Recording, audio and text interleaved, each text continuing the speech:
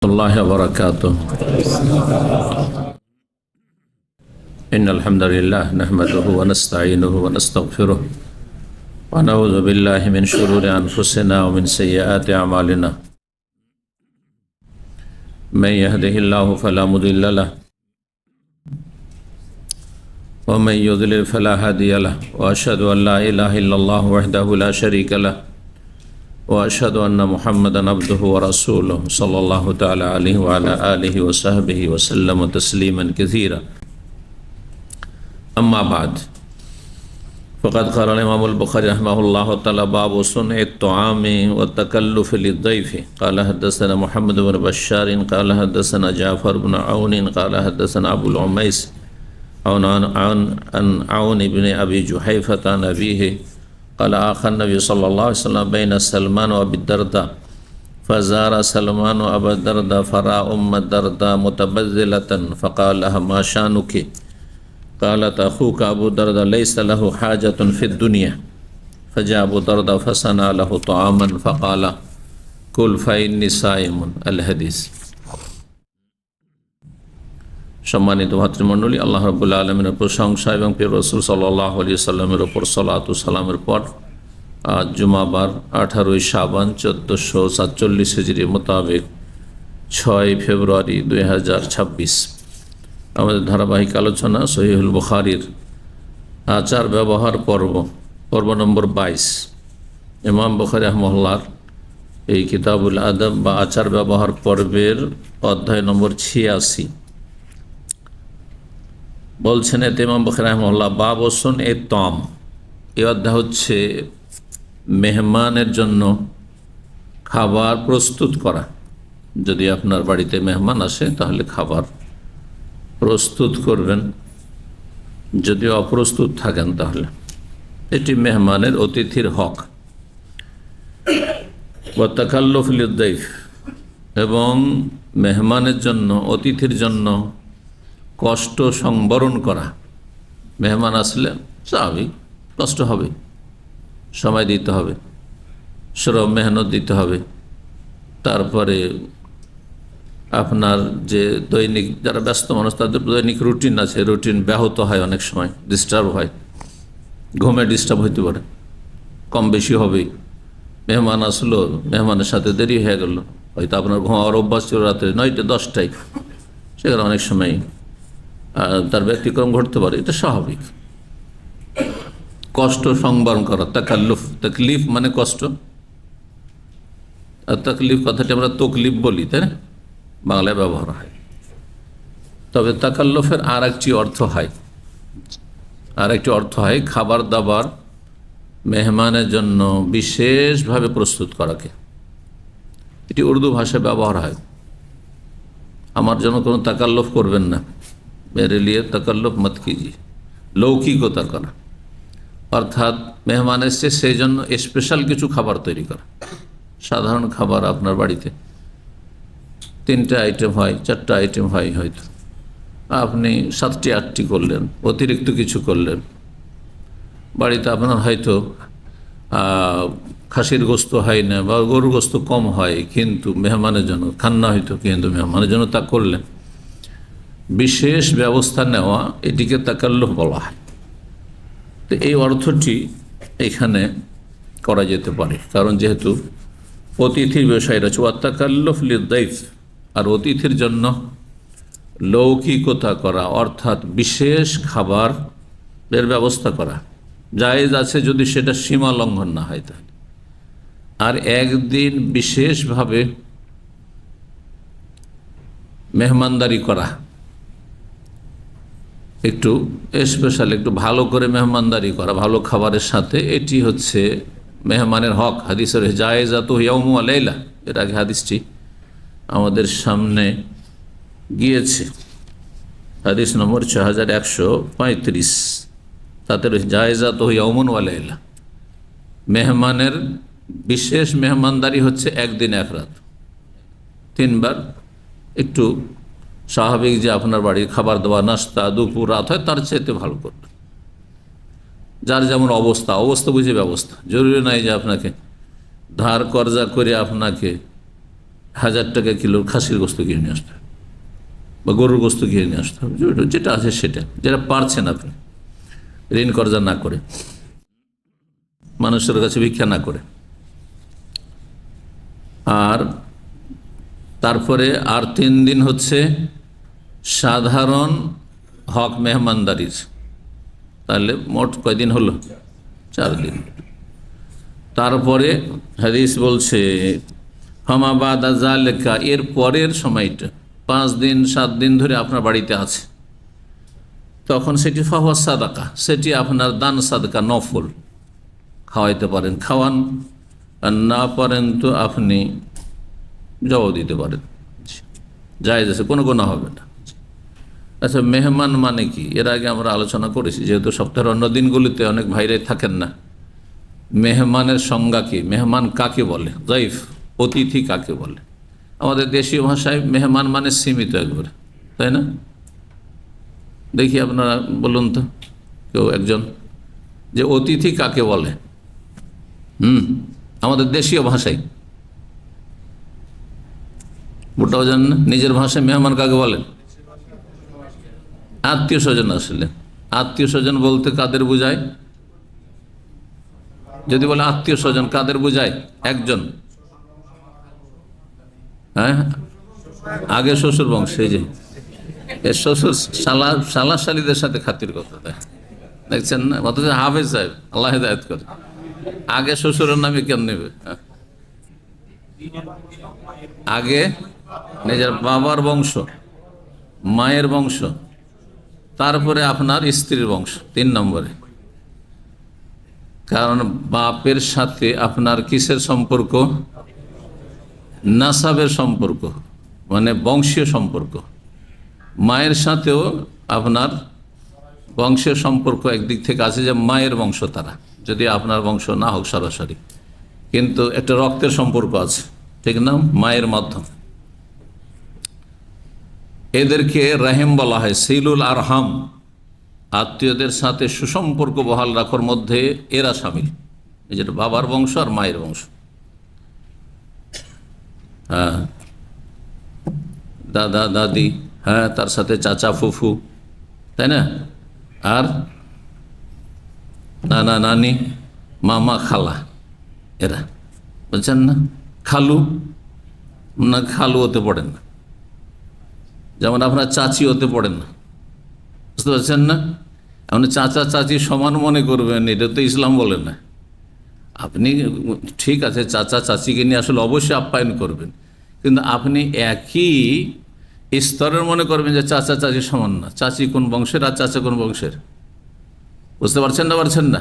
চাচা আপনার বংশের, আপনার বাবার ভাই। চাচি তো আপনি মাহারামই না, তো আমাদের দেশের অধিকাংশ মানুষই বুঝে না। মামি কার বংশের? আপনার মায়ের বংশের? হ্যাঁ, না, মামির আপনি মাহারাম? মামিকে নিয়ে হজমরে আসতে পারে, সফর করতে পারবেন না? মোটেই জায়েজ না। মামির জন্য পর্দা করা ফরজ। কয়জন মানুষ আমাদের সমাজে জানে? মামির জন্য ভাগ্নের সামনে, অর্থাৎ স্বামীর ভাগ্নে, আসলে পর্দা করা ফরজ। চাচির জন্য পর্দা করা ফরজ। এই ইসলামিক পর্দা কয়জনের বাড়িতে আছে? এর নাম হচ্ছে ইসলামিক পর্দা। আর দেশীয় পর্দা মানে গ্রামের লোকের জন্য পর্দা নেই। ও তো আমার গ্রামের ছেলে, গ্রামের লোক, ও তো আমাদের আত্মীয়, চাচাতো ভাই, মামাতো ভাই, খালাতো ভাই, ফুফাতো ভাই, দোলা ভাই, দেবর, ভাসুর, পর্দা নেই না। এগুলো সব দেশীয় পর্দা। আল্লাহ যেন ইসলাম বুঝার, আমল করার তৌফিক দান করে। কি বলতে গিয়ে বললাম, আত্মীয় হচ্ছে এরা, বিশেষ করে শ্বশুর বংশ আত্মীয়। কিন্তু এই আত্মীয়তা কিসের মাধ্যমে হয়েছে? বিল মোসাহারা, আরবিতে বিল মোসাহারা। সেহর শ্বশুরকে বলা হয়, মানে বৈবাহিক সম্পর্কের মাধ্যমে। আল্লাহ বলছেন ফাজা আল্লাহু নাসাবা ওয়া সেহরা। আল্লাহ রাব্বুল সেই সত্তা খালাকা মিনাল মায়ে বাশারান, পানি থেকে আল্লাহ মানুষকে সৃষ্টি করেছেন, হ্যাঁ, শুক্রবিন্দু থেকে। ফাজা আল্লাহু নাসাবা ওয়া সেহরা, তাদেরকে বিভক্ত করেছেন বংশীয় সম্পর্কে, বংশের সম্পর্ক, আর সেহরানের বৈবাহিক সম্পর্কে আপনার বাবা বিয়ে করেছিল, সেই জন্য ওই আপনার মামা বংশের সাথে আপনার আত্মীয়তা হয়েছে, তাই না? না হলে ওরা আপনার বংশের না। আর আপনি বিয়ে করেছেন, সেই জন্য হ্যাঁ আপনার শ্বশুর বংশের আপনার আত্মীয় হয়েছে। তো মুসাহারা বৈবাহিক সম্পর্কের মাধ্যমে যে আত্মীয়তা হয় সেটি 3 নম্বরে। 1 নম্বরে বাবার বংশ, যেটা আপনার বংশ। কারণ আপনি যখন ফ্যামিলি নেম লিখবেন তো আপনার নানার বংশের সাথে সম্পৃক্ত হবেন না দাদার বংশের সাথে? তাহলে এটা হচ্ছে আসলে হচ্ছে আপনার বাবার বংশ। হ্যাঁ, আপনি মজুমদার, দেশি ভাষায় বলি, আপনি জাহারানি, গামেদি, হ্যাঁ, আপনার মায়ের দিকে কেন্দ্র করে বলছেন না বাপের দিকে? বুঝতে পারছেন না? জি।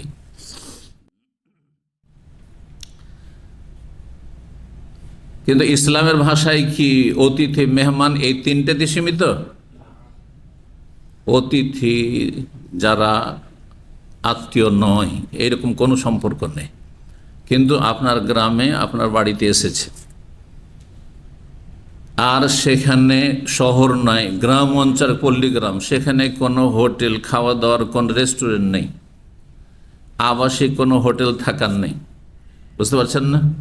যাবে কোথায়? পয়সা থেকে তো খেতে পাবে না। এক সময় ছিল গ্রামগুলোতে, যদিও এখন হতে লেগেছে, হয়তো খাওয়া দাওয়ার ব্যবস্থা, গ্রামের পাশে হয়তো হোটেল রেস্টুরেন্ট আছে, কিন্তু আবাসিক হোটেল নেই। থাকতে দিতে হবে না? থাকতে দিতে হবে। বাস চোর থেকে সাবধান। অনেকে আবার এসে মেহমানে চুরি করে, ওটা থেকে সাবধান। ভালো মানুষকে দেখছেন, বা যে ভালো মানুষ, বা সতর্কতার সাথে আপনি রাখবেন। বাইরে আপনার রুম থাকবে, জি, ঘর আপনার, বাড়ি আপনার যেন সুরক্ষিত থাকে ইত্যাদি, কিন্তু হক আছে, থাকতে দিতে হবে। না রাস্তায় ফুটপাতে ঘুমাবে, হ্যাঁ, ব্রিজের তলায়, না, মোটেই জায়েজ নাই। আচ্ছা, মুসলিম হইলেও অমুসলিম পর্যন্ত হলে ব্যাস তার অনিষ্ট থেকে নিরাপদ থাকতে হবে। অমুসলিম ও মেহমান আরবদের হয়তো প্রাচীন জাহিলি যুগে নবী সাল্লাল্লাহু আলাইহি সাল্লামের কাছে কাফের মেহমান আসতো না, খেতে দিতেন না? না খেতে পাবে কোথায়? তখন কি হোটেল ছিল? আচ্ছা, অনেক সময় হোটেল আছে, কিন্তু ওর কাছে টাকা নেই। মুসাফির মানুষ এসছে, আপনার মেহমান না? ও কিন্তু মেহমান। তাহলে ইসলামের ভাষায় এতগুলো সবাই মেহমান, পরিচিত হোক অপরিচিত হোক, মুসলিম হোক অমুসলিম হোক, আত্মীয় হোক অনাত্মীয় হোক, বাপের বংশ হোক, মায়ের বংশ হোক, শ্বশুর বংশ, তবে কেউ কাছের কেউ দূরের, কিন্তু সবারই এগুলো হক রয়েছে, যে হকগুলির কথা বললাম।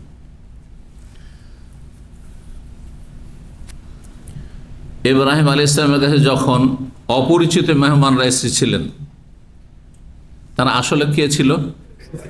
ফেরেশতা। উনি কি জানতেন যে ফেরেশতা? ফেরেশতার জন্য গরু জবাই করবে নাকি? হ্যাঁ, ভোনা গরু নিয়ে চলে আসবে? ফেরেশতা জানেন যে ফেরেশতা খাবে না, তো ওদের জানার খাবার দাবার ব্যবস্থা। তার মানে জানছেন যে এরা মেহমান আমার, মানুষের রূপ ধারণ করেছে, মানে এরা আমার মেহমান। আচ্ছা, পরিচিত তারা ছিল?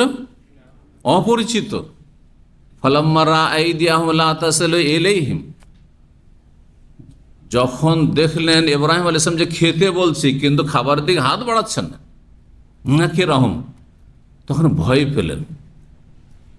এরা কি তাহলে চোর ডাকাত নাকি শত্রু, নাকি ক্ষয়ক্ষতি করার জন্য এসছে নাকি? কারণ স্বাভাবিক মেহমান হলে খাবে, বুঝতে পেরেছেন? তখন তারা বলেন, না না না, ইন্না উরসিলা কওমে লূত, আমরা হচ্ছে ফেরেশতা, মালায়েকা, আমরা হচ্ছে মালায়েকা। 10 জন বা 11 জন, বিভিন্ন রিওয়ায়াত রয়েছে, কমপক্ষে 10 জন। তার মধ্যে একজন জিবরাইল আলাইহিস সালাম ছিলেন। লূত আলাইহিস সালামের জাতি কাফের সমকামী জাতিকে ধ্বংস করার জন্য এসেছি। লূত আলাইহিস সালামের জামানা, ইব্রাহিম আলাইহিস সালামের জামানা, লূত আলাইহিস সালামের ভাতিজা, লূত আলাইহিস সালাম ভাতিজা ছিলেন ইব্রাহিম আলাইহিস সালামের। কিন্তু তার আগে আপনাকে সুসংবাদ দিতে এসেছি আপনার এক সন্তানের। কার সুসংবাদ ছিল? ইসমাইলের? না, ইসহাক। ইসহাকের তো সুসংবাদ দিচ্ছি, দ্বিতীয় সন্তান। তার আগে ইসমাইল হয়ে গেছে। হ্যাঁ, অমি ওয়ারা ইসহাক ইয়াকুব, আর একটি অগ্রিম সংবাদ দিচ্ছি যে ইসহাকের ঘরে ইয়াকুব নবী পয়দা হবে। সুবহানাল্লাহ, সুসংবাদ দিচ্ছি, কোরআনে রয়েছে কথা। তাহলে অপরিচিত মানুষকেও আপ্যায়ন করার জন্য ব্যবস্থা করেছেন ইব্রাহিম খলিলুল্লাহ আলাইহিস সালাতু সালাম। আর ইব্রাহিমের সুন্নত, বহু সুন্নত, শুধু ওই সুন্নাতুল ফিতরা প্রাচীন সুন্নত নয়, অনেকগুলি সুন্নত ইসলামে বহাল রাখা হয়েছে আগের নবী রসুলগণের, বিশেষভাবে ইব্রাহিম আলাইহিস সালামের। এই জন্য ইব্রাহিম আলাইহিস সালামের দিনের সাথে দিন ইসলামের সম্পর্ক বেশি। আশা করি বুঝতে পারছেন। ইব্রাহিম আলাইহিস সালামের আদর্শ তো হচ্ছে হজ করা, তাই না? বাইতুল্লাহর তওয়াফ করা, সাফা মারওয়া সাই করা, জি, আর তারপরে জামরাতে পাথর মারা, সব ইব্রাহিম আলাইহিস সালামের সুন্নতি, ইব্রাহিমী আদর্শ শরীর। যাই হোক, অধ্যায় কি বললাম? খাবার প্রস্তুত করা আর বিশেষ ব্যবস্থা নেওয়া অতিথির জন্য খাবারের, বিশেষ করে একদিন, আর তারপরে পারলে করবেন, আর না হলে স্বাভাবিক যেটা, হ্যাঁ আপনি ডাল ভাত যা খান স্বাভাবিক বাড়িতে সেটাই করবেন, কোনো অসুবিধা নেই। এতে মেহমানের কোনো কষ্ট পাওয়ার কোনো সুযোগ নেই। আমাদের সে অনেক জামাই বাবুরা শ্বশুর বাড়ি এসে থাকে, কোনো দোষণীয় নেই, 4 দিন থাকলে তো কোনো অসুবিধা নেই। তারপরেও যদি শ্বশুর সাহেব শাশুড়ি যদি আগ্রহের সাথে রাখে, কোনো অসুবিধা নেই। সপ্তাহ মাসও থাকেন আপনি, কোনো অসুবিধা নেই, ঘর জামাই থাকেন, জায়েজ আছে। আমাদের সে কিন্তু আইবে, এই টিভিটা আইবে না বাঙালি সমাজে, হ্যাঁ রে কত কাপড় বসে ঘর জামাই হয়েছে, আস্তাগফিরুল্লাহ, জায়েজ, মাকরুও নয়, ভালো করে শোনেন। আপনার শ্বশুরের ছেলে সন্তান নেই, অথচ ছেলে সন্তান আছে ফালতু, কোনো কাজের না, ভালো একটা জামাই আছে, বলছে আমার সংসারে আমার এই জামাইয়ের প্রয়োজন, শর্ত যদি লয় যে আমার বাড়িতে থাকতে, অসুবিধা আছে নেই, আর থাকেন তো অসুবিধাটি কী আছে? বাস বাপ মার হক নষ্ট করিয়েন। আর অন্য ভাইয়েরা আছে তারা দেখাশোনা করছে, অথবা বাপ মায়ের অনুমতি আছে, বাবা আমরা অভাবী মানুষ, তুমি থাকো দাও, বা অভাবী নয় কিন্তু তারপরে তুমি তোমার শ্বশুর শাশুড়ি সহযোগিতা করো, অসুবিধা আছে? অনুমতি কোনো অসুবিধা নেই, কিন্তু বাপ মার যদি আপত্তি থাকে, না ছেলে আমার কাছে থাকতে হবে, তখন বাপের কথা শুনতে, মায়ের কথা শুনতে হবে, শরীয়তের মাসলা জানতে হবে। কারণ আমাদের দেশে অনেক কুপ্রথা আছে, ভুল ধারণা আছে, জায়েজকে নাজায়েজ মনে করা হয়, আর নাজায়েজকে জায়েজ মনে করা হয় অনেকগুলি। যেমন বললাম যে চাচির সামনে, চাচির সাথে ওর গল্প করছে মায়ের মতো, চাচি মানে মায়ের মতো, মামি মানে খালার মতো, না মোটেই না। কোথায় খালা, বেমানজিলাত রুম, মায়ের মর্যাদার, কোথায় মামি, নন মাহারাম আপনি তার। তাহলে নাজায়েজকে জায়েজ মনে করছেন আপনি, আর এখানে ঘর জামাই হওয়া জায়েজকে নাজায়েজ মনে করছেন আপনি। এটা হচ্ছে আমাদের সমাজে দিন সম্পর্কে সঠিক জ্ঞান না থাকার কারণে এসব আসলে।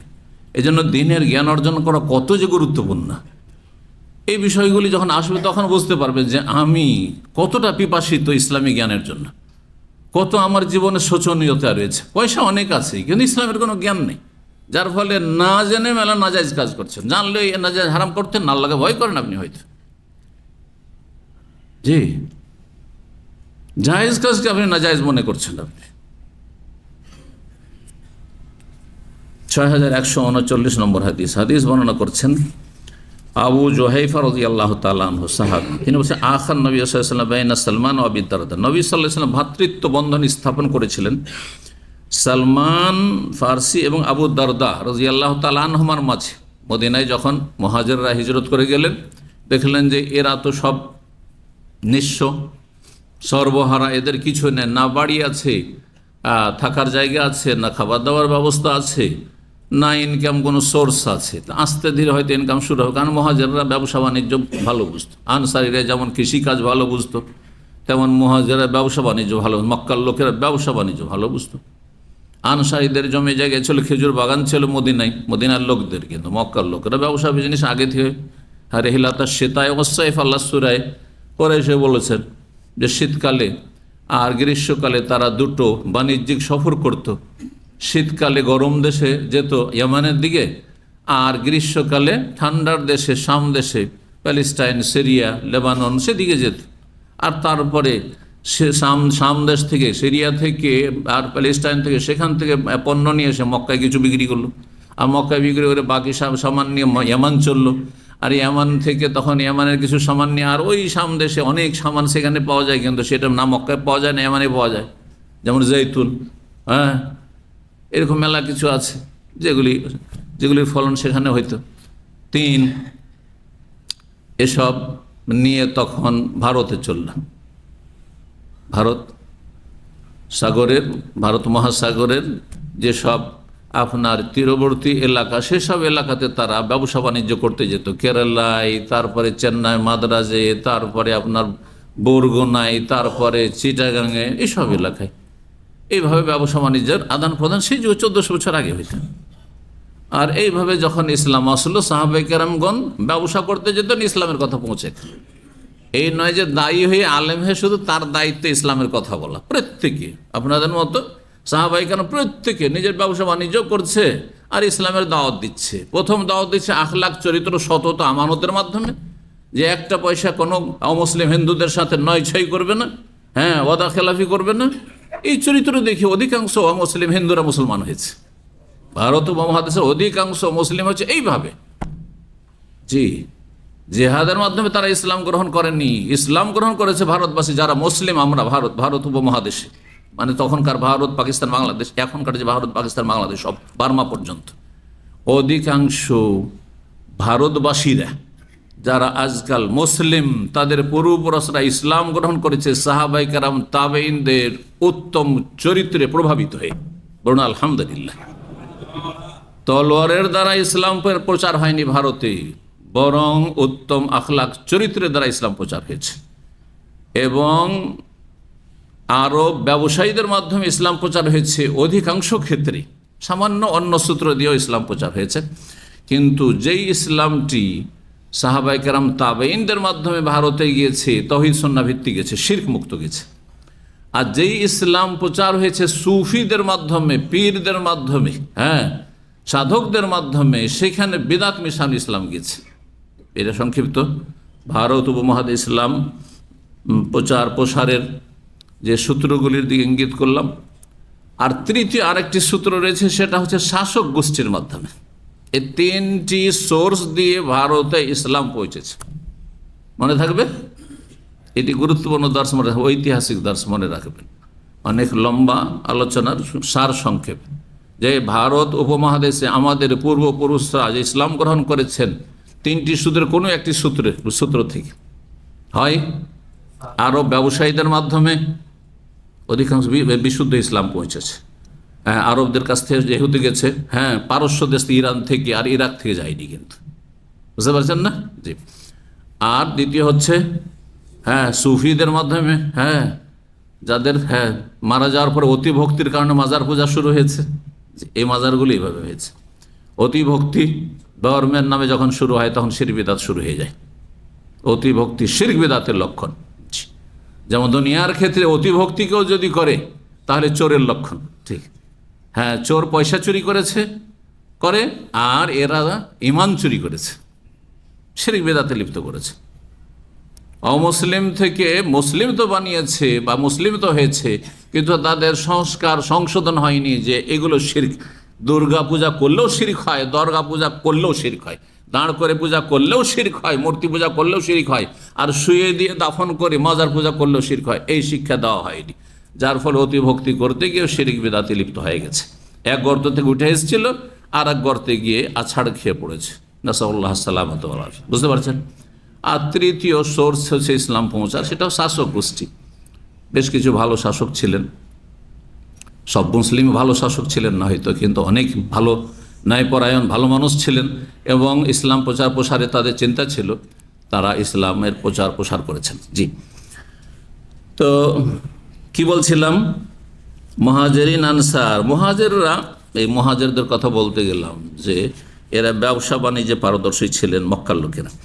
সালমান ফারসি আর আবু দারদার মাঝে দোস্তি পাতিয়ে দিয়েছিলেন, ভ্রাতৃত্ব বন্ধন স্থাপন করা, মুআখাত যেটি বলা হয়।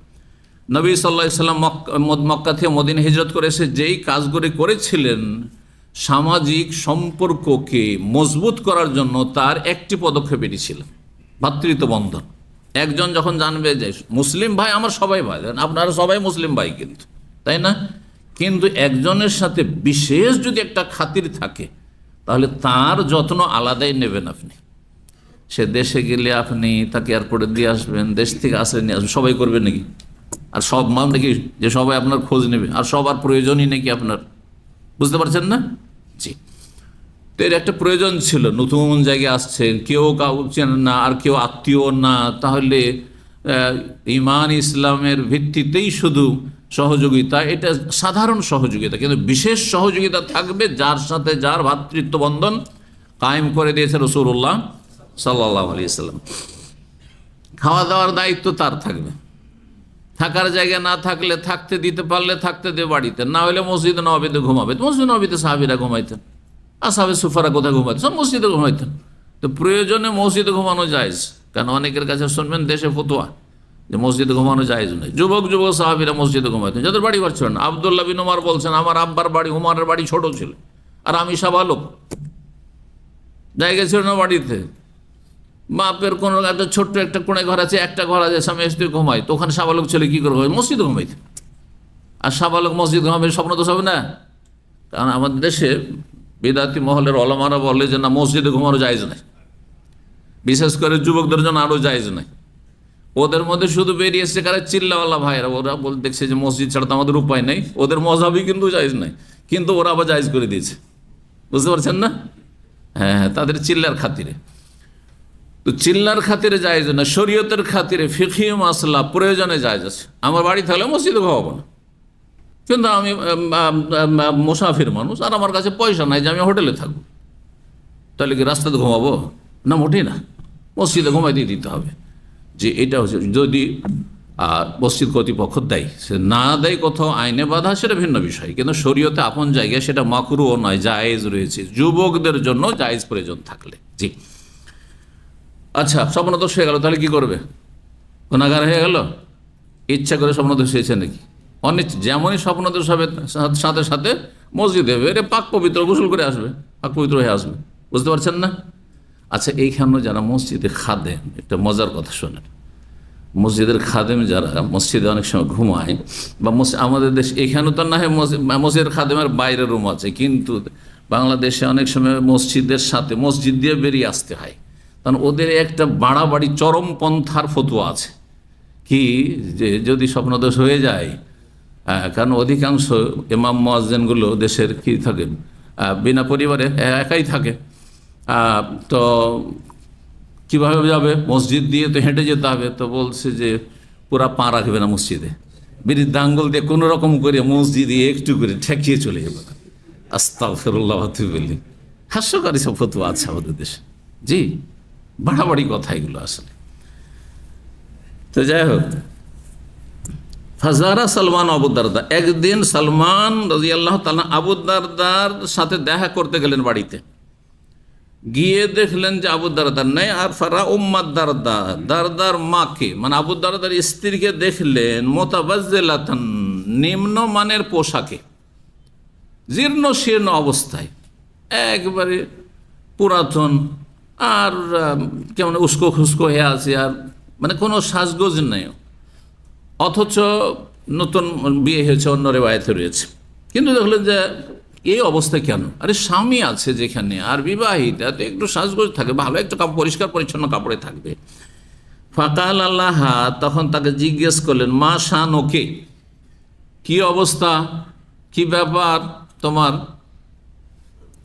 ভাইয়ের স্ত্রীকে বলছেন এ কথা। তাহলে বোঝা গেল যে শালীনতার সাথে কোনো পুরুষ, বেগানা পুরুষ হইল, অন্য মহিলার সাথে কথা বলতে পারবে, যদি সেখানে ফিতনার আশঙ্কা না থাকে। কিন্তু কি ব্যাপার বলতে গিয়ে অনেক ব্যাপার যদি হয়ে যায়, এই খাতরা থাকে, যদি রিস্ক থাকে, তাহলে জায়েজ নয়, বুঝছেন না?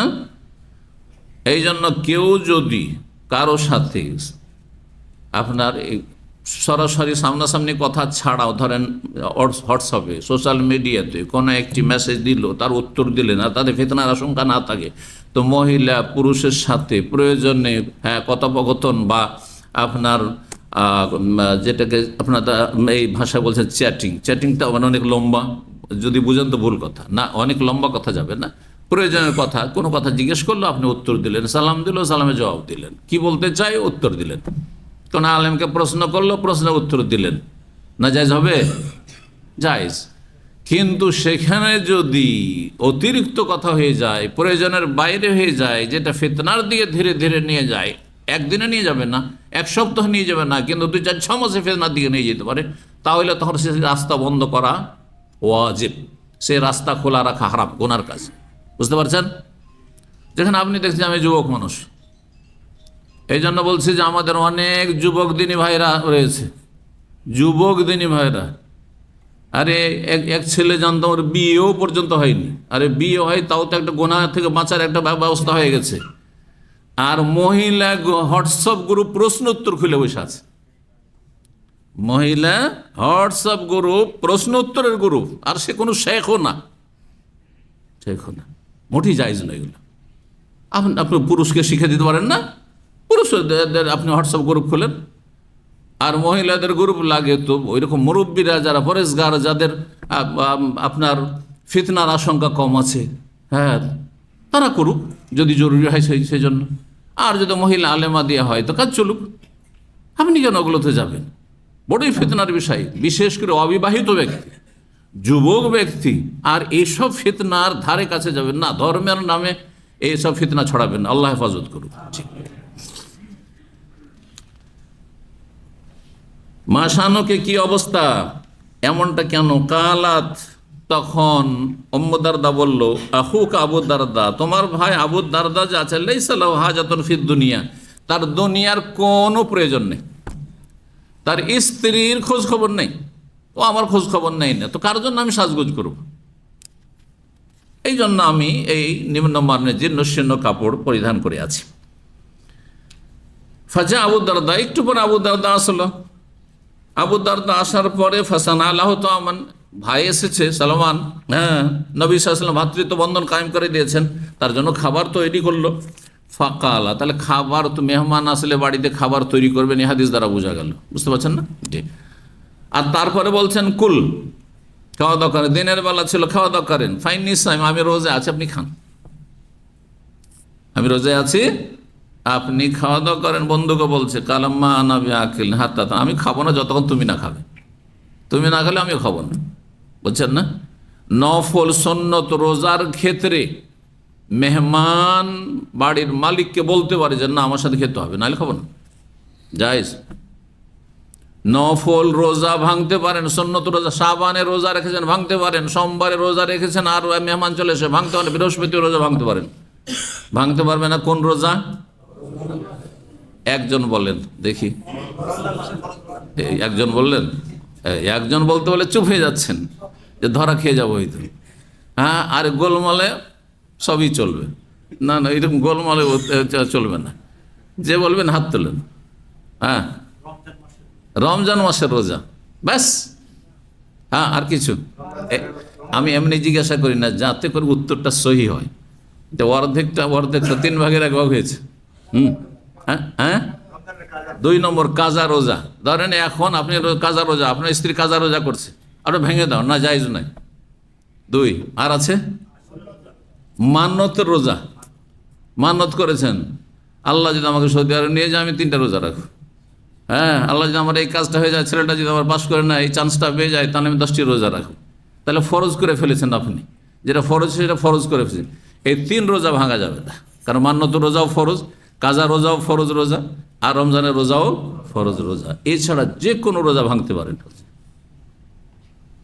আপনি। যদি এর আরাফার রোজা যাতে 2 বছরের গুনাহ মাফ, সেটাও ভেঙে দেন, যদিও ভালো কাজ না, কেন এত ফজিলত কেনই বা ভাঙবেন? হ্যাঁ, ভাঙিয়েন না, কিন্তু যদি ভেঙে দেন গুনাহগার হবেন না।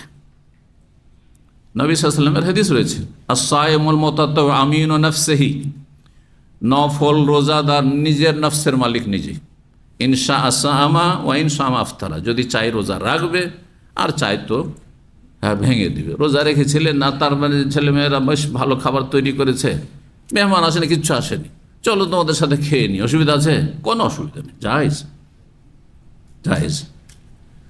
কিন্তু একেবারে শেষ দিকে ভাঙবেন না, যে আসরের সময় ভাঙছেন, কষ্ট হলে ভাঙতে পারেন অবশ্য, কষ্ট ছাড়া এমনি শখ করে যদি ভাঙে তো দুপুর আগে ভেঙে দেন। আপনি নাস্তা দিয়ে ভেঙে দিলেন, দুপুর পর্যন্ত ভেঙে দিলেন, আসর পর্যন্ত সারাদিন না খেয়ে থেকে, আর তারপরে মাত্র 1-2 ঘন্টা আছে, আর সেই সময় ছেলেমেয়েরা ভালো একটা পার্টি শুরু করেছে, বড় হয়েছে ছেলেমেয়েরা, অনেক সময় এরকম হয় ছেলেমেয়েরা বড় হয়েছে তা আপনারা কন্ট্রোলে নেই, ওদের মতো একটা ভালো পার্টি শুরু করে দিয়েছে, আর লোভ সামলাইতে পারলেন, খেতে বসে গেলেন, এটা ভালো কাজ না, কারণ নেক আমলটি কমপ্লিট হতে যাচ্ছিল, তখন আর করবেন না এরকম। যদিও কোনো নাজায়েজ কাজ করলেন না, কিন্তু এটা অপছন্দনীয় কাজ করলেন। জি, এটা আপনার জন্য উচিত নয়। তাহলে আপনার নেকির প্রয়োজন আপনি বেশি মনে করছেন না হয়তো, অথচ নেকিটা 1-2 ঘন্টা পরেই আপনি পেয়ে যেতেন, সাব্যস্ত হয়ে যেতেন। জি, একথায় মেহমানের জন্য বা যে কোনো কারণে বা এমনি বিনা কারণেও যদি নফল রোজা ছেড়ে দেন, ধরেছিলেন ছেড়ে দিলেন, কোনো অসুবিধা নেই। নবী সাল্লাল্লাহু আলাইহি ওয়াসাল্লাম এরকমটা অনেক সময় করতেন। বিবিদের বাড়ি গেছেন, ভালো খাবার আছে, আগে থেকে রোজা নিয়েছিল, বলেন ঠিক আছে ছেড়ে দিই আজকে। আর একদিন সবার বাড়ি ঘুরে কারো বাড়ি খাবার নেই, সকাল থেকে নিয়ত করেননি, মানে শুভ সাদিক থেকে নিয়ত করেননি নফল সুন্নত রোজা। যখন দেখলেন যে সারাদিন তো খাবার নেই, না খেয়েই থাকতে হবে, তখন কি বলতেন? এজান আনা সাইম, তাহলে আজ রোজা রেখেই নিলাম। তখন না খেয়েই থাকতে হবে, তো এবাদতে না খেয়ে থাকি, এমনি এমনি না খেয়ে থাকি। যারা ডায়েট করছেন তাদেরকে পরামর্শ দেবো, যে ডায়েটই যখন করবেন না খেয়ে, হ্যাঁ, তাহলে এমনি এমনি ডায়েট না করে দুনিয়াদারদের মতো আপনি দিনদার ধার্মিক ডায়েট করেন। সেটা হচ্ছে রোজা রাখেন। কথা বুঝতে পারছেন না? রোজা রাখেন, ওজন কমে যাবে। জি, আর বেশি খেয়ে আবার রোজা রাখবেন, আর বেশি খেয়ে ইফতার করবেন না, তাহলে ওজন কমবে। আজকাল অধিকাংশ সময় রোজা রেখে ওজন কমে না, আরো বেড়ে যাচ্ছে। রমজান আসছে সেজন্য বলছি, অনেকে চিন্তা করেন যে এই রমজানে একটু ওজন কমাবো, কিন্তু কমছে কোথায়, আরো বেড়ে গেল। আরে কারণটা কি জানেন? ইফতার করতে গিয়ে এমনিতে আপনার নিস্তেজ হয়ে আছে, হ্যাঁ, পাকস্থলী, হ্যাঁ, আর তাকে দিলে না পরে আপনি, যেমন আপনার কাঁধে উঠাইতে পারবেন 40 কেজি, 80 কেজি লোড দিয়ে পারবেন আপনি, ওই রকম এমন ইফতার করলেন যার চলতেই পারছেন না, মাগরিবে যাওয়াই মুশকিল। এরকম করলে হয়? আর ইফতারের সাথে সাথে বড় আপনি সাহান নিয়ে বসে গেছেন, আর একবার রোজ বখারি খেয়ে ফেললেন, তো কাজ হবে? বুঝতে পারছেন? আস্তে আস্তে দেন একটু করে। জি, এবং যেগুলো তাড়াতাড়ি হজম হবে সেগুলি দেন। হ্যাঁ, লঘু পাক দেন, গরু পাক দিয়েন না। জি, এইভাবে আস্তে ধীরে অল্প অল্প করে। এইরকমই সাহারিতে আপনি একবারে ভাত না হলে সাহারি হবেন না, আর সেটা একবারে পূর্ণ, হ্যাঁ, কোনো ভাগটাগ নেই। হাদিসে 3 ভাগ আছে না, আপনি কোনো ভাগটাগ না, একবারে পেট পুরে খাবেন, তাহলে কাজ হবে? হ্যাঁ, পেট পুরে খেয়ে দিয়ে ফজর পর আরব দেশে ঘুমিয়ে যাওয়া। রমজান মাসে তো সকালে ডিউটি সাধারণত থাকে না, তো কী করবো, অধিকাংশ মানুষই তো ঘুমিয়ে যান। তুই এত ভাত নিয়ে যদি ঘুমিয়ে যান বিনা হজম করায়, তো ওজন কমবে, শরীর সুস্থ হবে, আরও অসুস্থ হয়ে যাবে। আপনি খেজুর খেয়ে রোজা রাখেন। নবী সাল্লাল্লাহু আলাইহি ওয়াসাল্লাম বলেছেন, নেমা সহুরুল মুমিনি আত-তামরু, সবচাইতে উত্তম মুমিনের সাহরি হচ্ছে খেজুর। ইফতারি করাও খেজুর দিয়ে সুন্নাত, আর সাহরিও যদি আপনি খেজুর খেয়ে করেন এটা বেশি ভালো। জি, আর অন্য খাবারও যদি খান কোনো অসুবিধা নেই, ভাত খান, রুটি খান, যাই খান, কিন্তু আপনি কম পরিমাণ খান, দেখবেন যে ওজন কন্ট্রোল হবে। যে কথাটা বলছিলাম, ইবাদত করে যদি শরীরকে সুস্থ রাখেন এটা বেশি ভালো, আল্লাহ সন্তুষ্টি হইল, আর সান্নিধ্য লাভও হইলো, আর জান্নাত যাওয়ার উপায় হইলো, জাহান্নাম থেকে বাঁচার উপায় হইলো, আর শরীরটাও সুস্থ থাকলো, দিন দুনিয়া দুটাই হইল। রব্বানা আতিনা ফিদ দুনিয়া হাসানা ওয়া ফিল আখিরাতি হাসানা, শুধু দোয়া করলে হবে, কাজে কর্মও করতে হবে। জি, তো আবু দারদা রোজাদার ছিলেন, বলেন যে আমি রোজা আছি, আপনি খান। যে মা নাবি আকেলিন, সালমান কি বললেন, আমি খাবো না হাত্তা তাকল, আপনি না খেলে, ফা আকালা, তখন খেয়ে ফেলে। আচ্ছা ঠিক আছে, রোজা তো ভাঙলেন বন্ধুর কথায়। ফালাম্মা কানাল্লাইল, যখন রাত হয়েছে, এসা পড়ে জাহাবা আবু দারদা ইয়াকুম, আবু দারদা তখন তাহাজ্জুদ পড়া শুরু করছে। বন্ধুকে নামাজ পড়ার পরে বলছে ঘুমিয়ে যান, আমি, আর তারপরে নামাজে দাঁড়িয়ে গেছি, সাথে সাথে তাহাজ্জুদ, এসা পড়ি তাহাজ্জুদে দাঁড়িয়ে গেছে। ফাকাল নাম, ঘুমান, ফানামা, ঘুমাইল। সোম্মা জাহাবা ইয়াকুম, আধা ঘন্টা 1 ঘন্টা হয়নি, আবার উঠে তাহাজ্জুদ পড়া শুরু করছে। ফাকাল নাম, না এখন ঘুমান, এখনও তাহাজ্জুদ পড়ার সময় হয়নি, এত তাড়াতাড়ি তাহাজ্জুদ না। ফালাম্মা কান আখিরাল লাইল, যখন শেষ রাত, মানে শেষ তৃতীয় অংশ রাত মোটামুটি 2টোর পরে, ধরেন আনুমানিক 2টোর পরে, রাত ছোট বড় হয় ওই হিসেবে 3 ভাগ করবেন, শেষ তৃতীয় অংশ। তো রাত 2টো থেকে আজকাল আজান হচ্ছে 5টার দিকে এখানে দামামে, তাহলে এই সময়টাই তাহাজ্জুদ পড়েন, উত্তম সময়। তাহলে হবে কি, আপনার জীবনের ব্যালেন্স ঠিক থাকবে, মানদণ্ড ঠিক থাকবে, আপনার শরীরেও হক পুরা হয়ে যাবে, হ্যাঁ, যে ঘুম পুরা করেছেন, তারপরে আপনি দিনের বেলা কাজকর্ম করতে গিয়ে আমানতের সাথে কাজটাও করে আসবেন, সুস্থ থাকবেন, আর তারপরে আল্লাহর সাথে আপনার সম্পর্কও থাকলো, নির্জনতার সম্পর্ক তাহাজ্জুদের মাধ্যমে, সেটাও হয়ে গেল, সবই হইল। জি। আর আপনি সারা রাত তাহাজ্জুদ পড়বেন, আর তারপরে সকালে গিয়ে কি করবেন, আপনি আলিস্বামি করবেন, আপনি মালিকের কাজ ঠিকভাবে করবেন না, অথবা নিজে আর চলতে ভালো লাগে না, ঘুমিয়ে পড়লেন, মেলা কাজ ছিল সংসারে, কিছুই করতে পারলেন না। তো শেষ রাতে সালমান বললেন, কুমিলান, এখন তুমি তাহাজ্জুদ পড়ো। আবু দারদাকে বললেন, কালফা সাল্লাইয়া, দুইজনেই তাহাজ্জুদ পড়লেন, শেষ রাতে দুইজনেই তাহাজ্জুদ পড়লেন। ফাকালাহু সালমান, তারপর সালমান রাদিয়াল্লাহু আনহু বললেন, ইন্না রাব্বিকা আলাইকা হাক্কান, দেখো আবু দারদা, তোমার উপর তোমার রবেরও হক আছে, আল্লাহরও হক আছে, ফরজ ছাড়াও কিছু নফল সুন্নতেরও হক আছে। তাহাজ্জুদ পড়ো, ভালো কথা, কিন্তু সেটা সীমিত আকারে পড়ো। ওয়ালে নাফসিকা আলাইকা হাক্কান, তোমার উপর তোমার শরীরের হক আছে। ওয়ালে আহলিকা আলাইকা হাক্কান, তোমার পরিবারেরও তোমার উপর হক আছে, স্ত্রীরও হক আদায় করবে। ফাতিকুল্লাজি হাক্কিন হাক্কা, প্রত্যেক পাওনাদারকে তার পাওনা দিয়ে দাও, হক দিয়ে দাও, সবাইকে হক দিতে হবে, যার যেটা হক। অন্য হাদিস ওয়াইন্না লিজাওরিকা আলাইকা হাক্কান গেছে গত আলোচনাতে, তোমার অতিথির হক আছে। এই নয় যে অতিথিকে মেহমানকে খাওয়িয়ে দেওয়াই যথেষ্ট, মেহমানের সাথে একটু বসে থাকা, একটু কথা বলা, আর তারপরে তার ছেলে মেয়ে কে কেমন আছে, কি অবস্থা ইত্যাদি একটু গল্প করা। জি, আপনি সকাল বিকেল যতই ব্যস্ত থাকেন না কেন, মেহমান আপনার বাড়িতে আছে, শুধু খাচ্ছে আর আপনি শুধু দুনিয়াদারি করে বেড়াচ্ছেন না, তার সাথে বসতে হবে, আপনাকে তার সাথে কথা বলতে হবে, তাকে সময় কিছুটা দিতে হবে। ফাতান নবী সাল্লাল্লাহু আলাইহি ওয়াসাল্লাম, নবী সাল্লাল্লাহু আলাইহি ওয়াসাল্লামের কাছে আসলেন। ফাযাকারা যালিকা, এই ঘটনা বর্ণনা করলেন সালমান রাদিয়াল্লাহু তাআলা আনহু, এমনটা যে করেছেন। আবু দারদা এসে বললেন, ফাকালান নবী সাল্লাল্লাহু আলাইহি ওয়াসাল্লাম, বলে, সাদাকা সালমান, সালমান তোমাকে সত্য কথাই বলেছে, যেটা বলেছে সেটা ইসলামের কথাই বলেছে। জি। 87 নম্বর অধ্যায় বলছেন, বাবু মা ইউকরাহু মিনাল গাযাবি ওয়াল জাযা ইনদা যায়ফি। এই অধ্যায় হচ্ছে, বেশি ঠান্ডা লাগলে এসি একটা বন্ধ করেন, একটা চলুক, জি, দুটাই বন্ধ করিয়েন না, একটাই চলছে নাকি? পেটে চলে না? মুশকিল, চলেন, গরম লাগে তখন চালিয়ে দেবেন। 87 নম্বর অধ্যায় বলছেন, বাবু মা ইউকরাহু মিনাল গাযাব। এই অধ্যায় হচ্ছে রাগ করা বা রাগান্বিত হওয়া মেহমানের সামনে। বাড়িতে মেহমান আছে, অতিথি আছে, তার সামনে যদি আপনি স্ত্রী ছেলে মেয়ের রাগ দেখান, তো মেহমান ভয়ে পালাতে দিশা পাবে না, তাই না? বাপরে বাপ, আমার জন্য এরকম করছে হয়তো। আমাদের দেশের বউরা শাশুড়ির উপরে যখন রাগ হয়, শাশুড়িকে তো কিছু বলতে পারে না, কারণ আমাদের দেশের শাশুড়িরাও তো অনেক জুলুম অত্যাচারও করে, আল্লাহ হিদায়াত করুক, বুঝতে পারছেন? মানে মনে করে যে এখন আমার কাজের মেয়ে চলে এসছে বাড়িতে।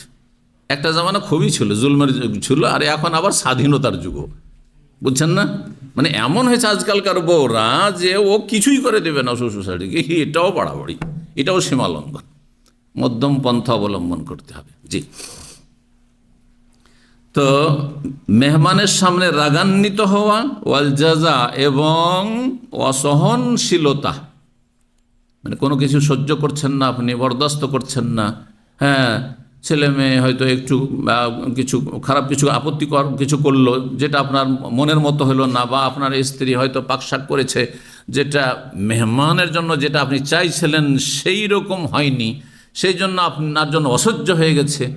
অধৈর্য হবেন না। জাযা মানে অধৈর্য হওয়া বা অসহনশীল হওয়া। তো মেহমানের সামনে অসহনশীলতাও প্রকাশ করবেন না,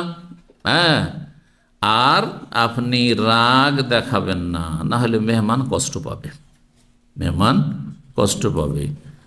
কিন্তু প্রয়োজন যদি হয় সামান্য, তাহলে অসন্তুষ্টি প্রকাশ করলে কোনো দোষের কথা নয়, যেমন আবু বকর সিদ্দিক রাদিয়াল্লাহু তাআলা আনহু করেছেন। কিন্তু সেটা যখন এগিয়ে চলে যাচ্ছিল, তখন তিনি নিজেই বুঝতে পারলেন যে এটা ভালো না, এটা শয়তানের পক্ষ থেকে, আর তারপরে স্বাভাবিক অবস্থায় ফিরে আসলেন। জি। তো যদি দেখেন যে এমন কোনো কথা বলতে গিয়েছি যেটা এগিয়ে যাচ্ছে, তাহলে তো আপনাকে তখন স্টপ, থেমে যেতে হবে, যাতে করে শয়তান সুযোগ না পায় আর মেহমান কষ্ট না পায়।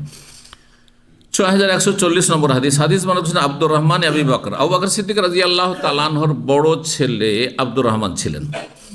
আব্দুর রহমান আবু বকর বর্ণনা করছেন যে আন্না আবু বকর তাযায়্যাফা রাহাতান। আবু বকর সিদ্দিক রাদিয়াল্লাহু একদিন কয়েকজন লোককে অতিথি হিসাবে গ্রহণ করলেন।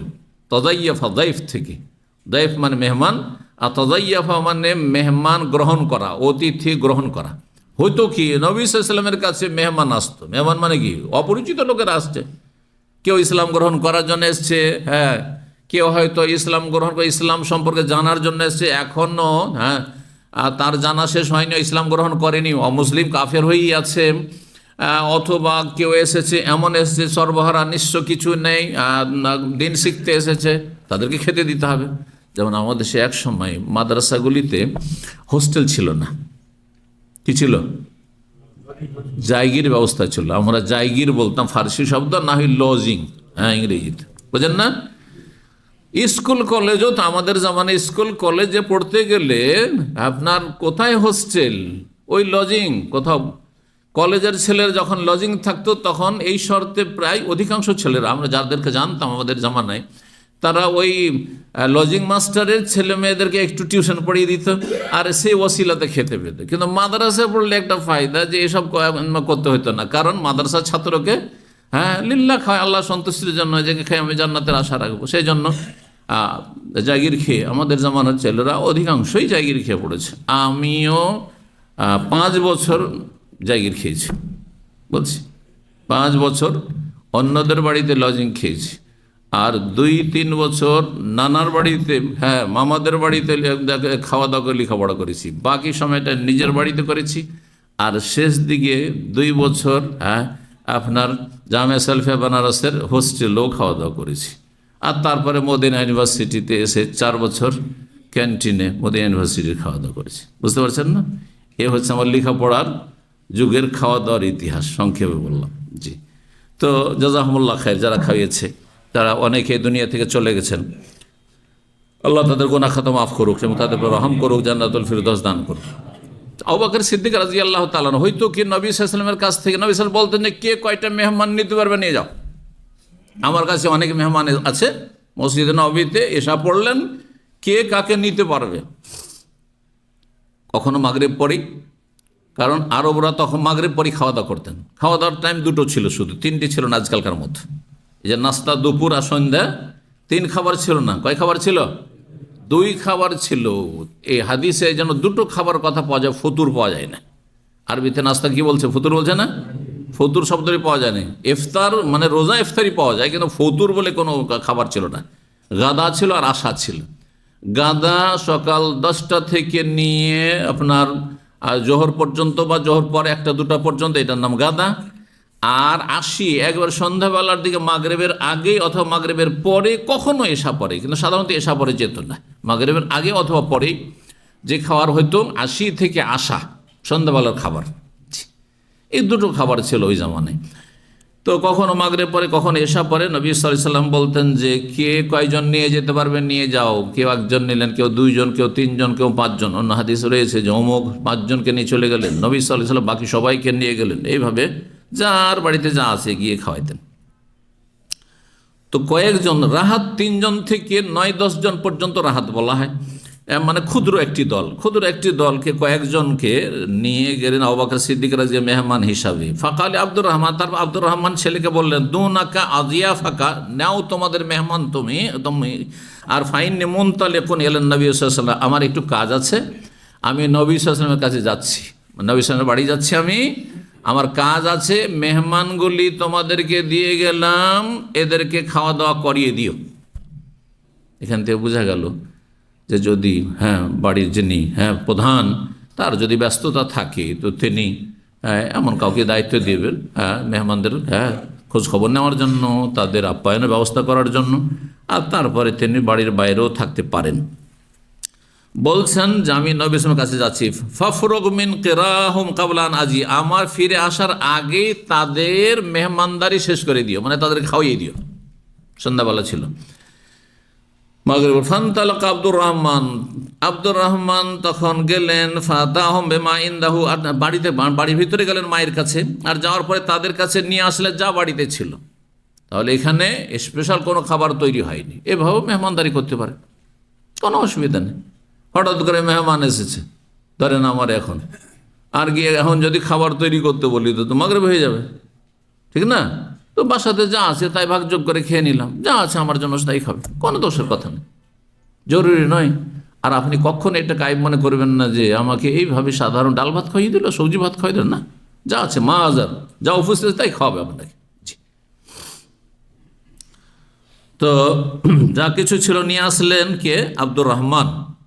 ফাকালা, এসে বললেন ইতামু, আপনারা খাওয়া দাওয়া করে নেন। মেহমানদেরকে বললেন এই ছেলে যে আপনারা খাওয়া দাওয়া করে নেন। ফাকালু, তখন এই মেহমানরা বললেন আইনা রব্বু মানজিলেন, না, আমাদের এই বাড়ির মালিক কোথায়? রব মানে মালিক, এখানে রব মানে আল্লাহ না, আল্লাহর একটি নাম হচ্ছে কি?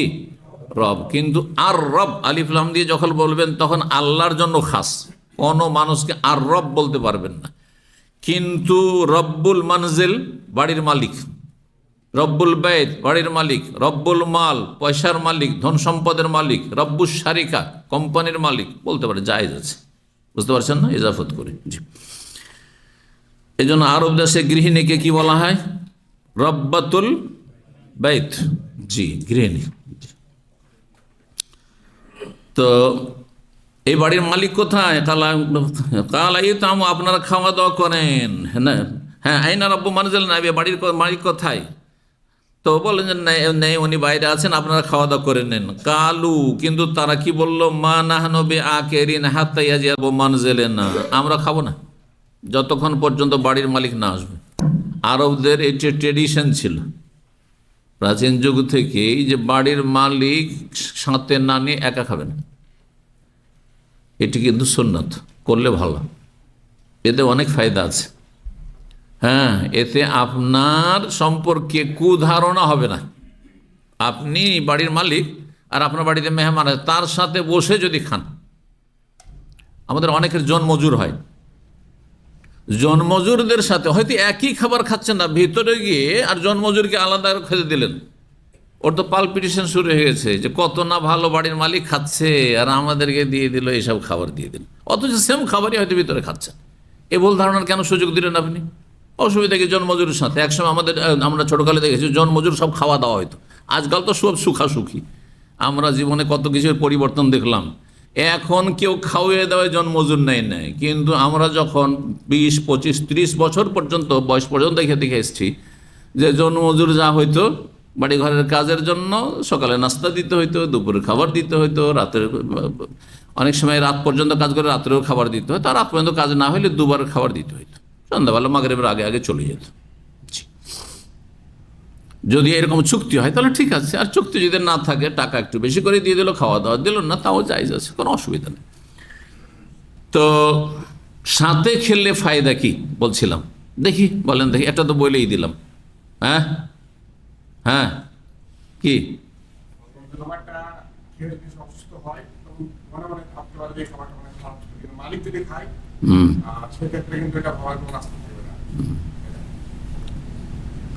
খাবার তো মানুষ যেভাবে খেলে বুঝে ভালো না মন্দ, ওইটা মালিক খেলে কি?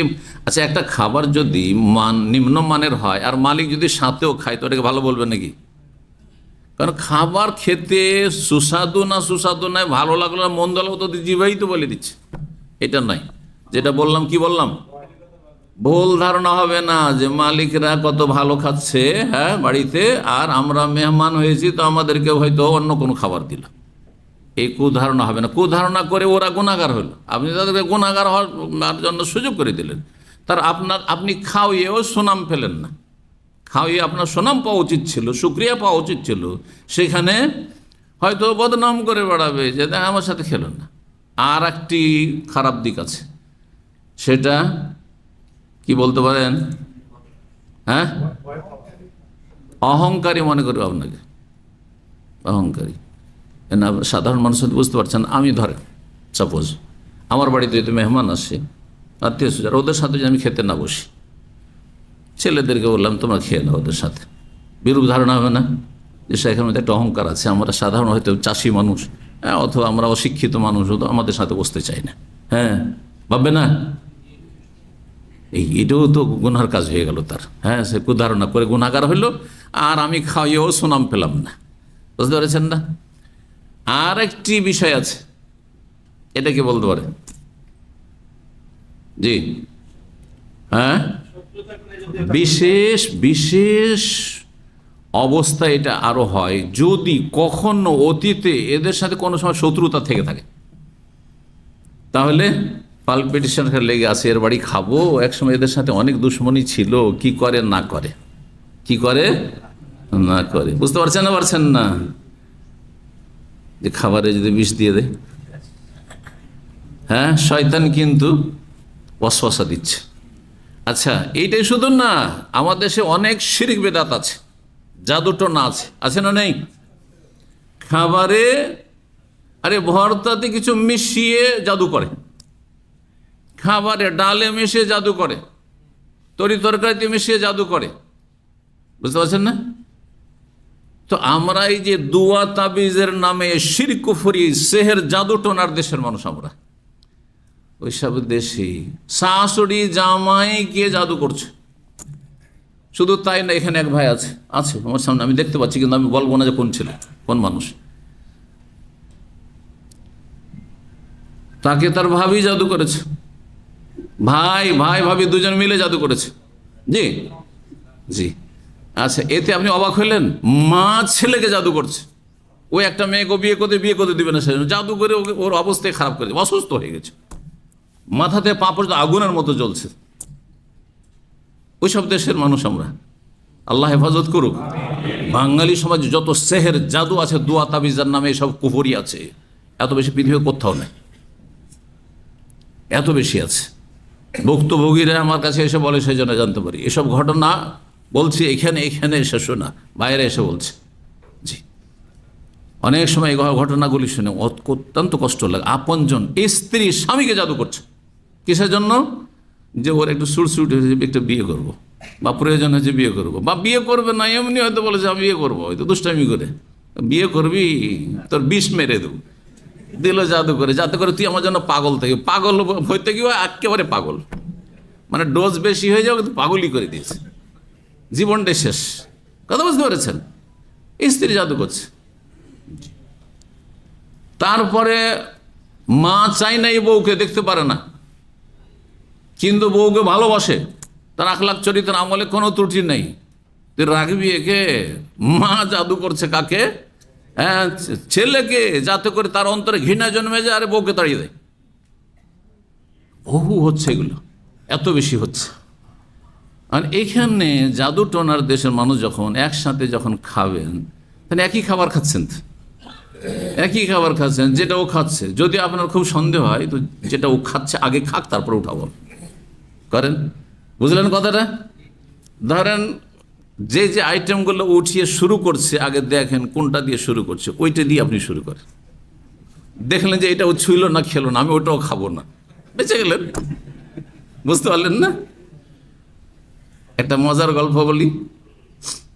একজন মহিলা, তার গল্প, দেশের কথা বলছি। মহিলা মানে ও সতীনের উপরে এসছে। আর আমার দেশে সতীনদের মাঝে তো কি থাকে? হ্যাঁ, বৈরিতা থাকে, দোস্তি খুব কমই হয়, এটা বিরল। যদি হয়তো আল্লাহর নিয়ামত, যদি কারো যদি দুই স্ত্রীর মাঝে বন্ধুত্ব থাকে, ভালোবাসা থাকে, হ্যাঁ, সম্প্রীতি থাকে, তো এটি আল্লাহর বিশেষ নিয়ামত। বলুন আলহামদুলিল্লাহ। ও বিনা বিয়েতে আলহামদুলিল্লাহ। আপনার দুটো না বিয়ে করে আর এইরকম তো অবস্থা তৈরি না হয়ে আলহামদুলিল্লাহ পড়ে নিলেন আপনি। আছে, হ্যাঁ, ভালোবাসা আছে দুইজনে, না বিয়ে দিচ্ছে, বিয়ে দেয় তাহলে ঠিক আছে।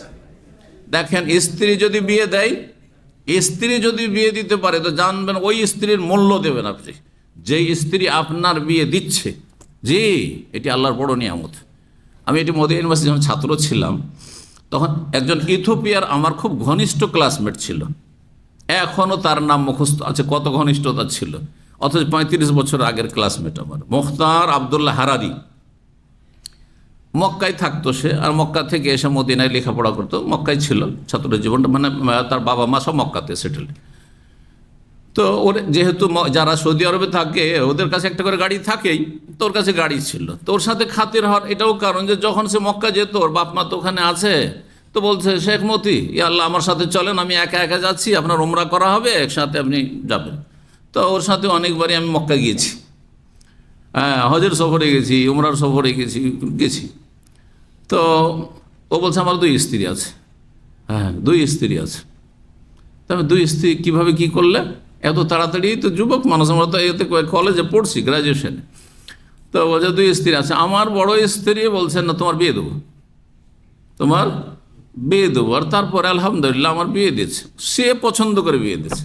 তো এইটা যদি পেয়ে যান তো আল্লাহ শুকরিয়া আদায় করবেন, এবং বিশেষ করে ওই বড় স্ত্রী শুকরিয়া আদায় করবেন। কথা বুঝতে পারছেন না? আল্লাহ আনিস করলি ওয়ালি দেখ, আমার শুকরিয়া আদায় করো, বাপ মায়ের শুকরিয়া আদায় করো। বাপ মার কেন শুকরিয়া আদায় করতে বলা হচ্ছে? বাপ মার অবদান আল্লাহর পরে সবচেয়ে বেশি, সেই জন্য। তো আপনার স্ত্রী যদি এই ভালো গুণের হয়, তাহলে তার শুকরিয়া আদায় করবে, জাজা আল্লাহ খের, আল্লাহ যেন জাজা খের দান করে। বুঝতে পারছেন না? জি। তো কি বলছিলাম, হ্যাঁ, ওই মহিলা সতীনের উপরে এসেছে। আর আগের যে সতীন বড় স্ত্রী, তার স্বামীর, তার বাচ্চা আছে। তো বলছে খাবার দাবার যখন তৈরি করতো, প্রথম দিকে তার পালপিটেশন লেগে থাকে যে কি জিনিস সতীন আমাকে মারার জন্য কিছু করে না করে, জাদুটোনা করে, কি বৃষ্টিস দেয়, সেই জন্য করতে সব সময় বলছে ওর বাচ্চাকে আমি আদর করতাম, আমার সতীনের ছেলেকে খুব আদর করতাম। আর আদরকে যেমনই খাবার দাবার সামনে রাখতো, আগে ওর বাচ্চাকে খাওয়াইতাম। কথা বুঝতে পারছি? আগে ওর বাচ্চাকে খাওয়াইতাম, যে তুই যদি আমাকে মারিস তো আগে তোর বাচ্চা মরুক। বুঝতে পারছেন না? আস্তাগফিরুল্লাহ। কেন এগুলো বললাম? মেহমানের সাথে খেললে এই কুধারণাগুলি হবে না। মেহমানের সাথে খাওয়ার ফায়দা রয়েছে। মেহমানের সাথে খেলে ভালোবাসা সম্প্রীতি হবে, খাওয়িয়ে দেবে, শুক্রিয়া পাবেন আপনি। খরচও করলেন, কষ্টও করলেন, আপনার বিবিও কষ্ট করলো, আর যদি শুক্রিয়াটাও না পান, একটু দুয়াটাও ভালো করে না দেয়, খেয়ে দিয়ে গিয়ে দুর্নাম করে, তো এর চাইতে খারাপ আর কি হয়? তো এই জন্য মেহমানের সাথে খাওয়া ভালো। আরবদের এটি ছিল ট্রেডিশন, ভালো এটি। তো যাই হোক, বলছেন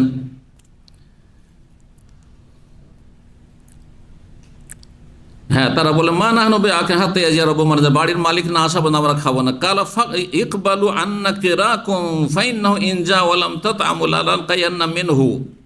সুবহানাল্লাহ। আব্দুর রহমান ওই বাকর বাবা সম্পর্কে জানছেন যে বাবা কেমন মানুষ, মেহমানকে খাওয়াইতে বলেছে, যদি মেহমান না খায় তো বুঝবেন না, আমাদের উপর রাগারাই করবেন, গালমন্দ করবেন, হ্যাঁ, মনটা খারাপ হবে আব্বার। সেজন্য বলছেন যে আপনারা মেহমানদেরকে, আবার বলছেন আপনারা আমাদের মেহমানদারি গ্রহণ করুন, মানে খেয়ে নেন, কারণ আব্বা যদি চলে আসেন আর আপনারা না খেয়ে আছেন, আমাকে বলেছে খাওয়িয়ে দিতে, আর খাবেন না, আপনারা বলছেন লানাল কায়ান্না মিনহু, তাহলে তার কাছ থেকে আমাদেরকে হ্যাঁ বকা শুনতে হবে বা গালমন্দ শুনতে হবে। ফাআবাউ, কিন্তু তারা অস্বীকার করলো, বলছেন না খাবো না।